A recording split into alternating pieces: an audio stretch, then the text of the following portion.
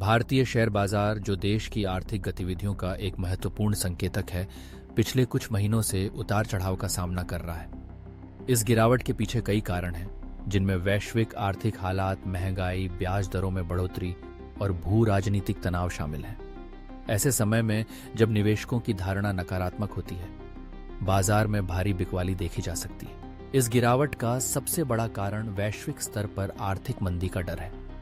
America, Europe और अन्य विकसित देशों में महंगाई दर में वृद्धि और केंद्रीय बैंकों द्वारा ब्याज दरों में बढ़ोतरी ने निवेशकों को सतर्क कर दिया है। इससे भारतीय शेयर बाजार पर भी दबाव पड़ा है। जब विदेशी निवेशक अपने निवेश को वापस खींचते हैं, तो इसका सीधा प्रभाव भारतीय बाजार पर पड़ता है। इसके अलावा भारत में भी कुछ आंतरिक समस्याएं हैं, जैसे कि उत्पादन में कमी, कृषि संकट और रोजगार के अवसरों की कमी। ये सभी कारक मिलकर बाजार में गिरावट का कारण बनते हैं। जब निवेशक देखता है कि कंपनियों के लाभ में कमी आ रही है, तो वह अपने शेयर बेचने में संकोच नहीं करता। यह एक चक्रवात की तरह होता है, जिसमें एक गिरावट दूसरी गिरावट को जन्म देती है। अब सवाल उठता है कि यह गिरावट कब तक चलेगी। विशेषज्ञों के अनुसार यह पूरी तरह से वैश्विक आर्थिक परिस्थितियों पर निर्भर करता है। यदि अमेरिका और अन्य विकसित देशों में महंगाई काबू में आ जाती है और आर्थिक गतिविधियां सामान्य हो जाती हैं, तो भारतीय बाजार में भी सुधार देखने को मिल सकता है।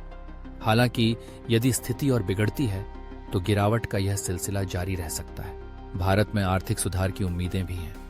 सरकार ने विभिन्न क्षेत्रों में सुधारों की घोषणा की है, जैसे कि बुनियादी ढांचे में निवेश, कृषि सुधार और स्टार्टअप्स को प्रोत्साहन। ये सभी कदम निवेशकों के लिए सकारात्मक संकेत हो सकते हैं। इसके अलावा भारतीय बाजार की एक खासियत यह है कि यह दीर्घकालिक में हमेशा उभरता है। अगर हम इतिहास पर नजर डालें, तो हमें यह देखने को मिलता है कि हर आर्थिक संकट के बाद बाजार ने अपनी स्थिति में सुधार किया है। भारतीय शेयर बाजार ने पिछले कई वर्षों में कई उतार चढ़ाव देखे हैं, लेकिन हर बार वह वापस उभरने में सफल रहा है। इस बार भी यदि निवेशक धैर्य बनाए रखते हैं और दीर्घकालिक दृष्टिकोण अपनाते हैं, वो नहर परिणाम देते हैं, तो वे इस गिरावट के दौरान भी अवसरों को पहचान सकते हैं। बाजार में गिरावट के समय कई कंपनियों के शेयरों की कीमतें कम हो जाती हैं, जिससे निवेशकों को अच्छे मूल्य पर खरीदने का मौका मिलता है।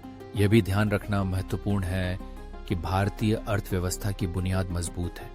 भारत की जनसंख्या, युवा कार्यबल और बढ़ती मध्यम वर्ग की मांग सभी मिलकर एक मजबूत आर्थिक ढांचे का निर्माण करते हैं। यदि सरकार सही नीतियां अपनाती है और वैश्विक आर्थिक स्थिति में सुधार होता है, तो भारतीय शेयर बाजार में तेजी की संभावना है। इस बीच निवेशकों को सलाह दी जाती है कि वे अपने पोर्टफोलियो को विविधित करें और केवल एक या दो क्षेत्रों में निवेश करने से बचें। विभिन्न क्षेत्रों में निवेश करने से जोखिम को कम किया जा सकता है।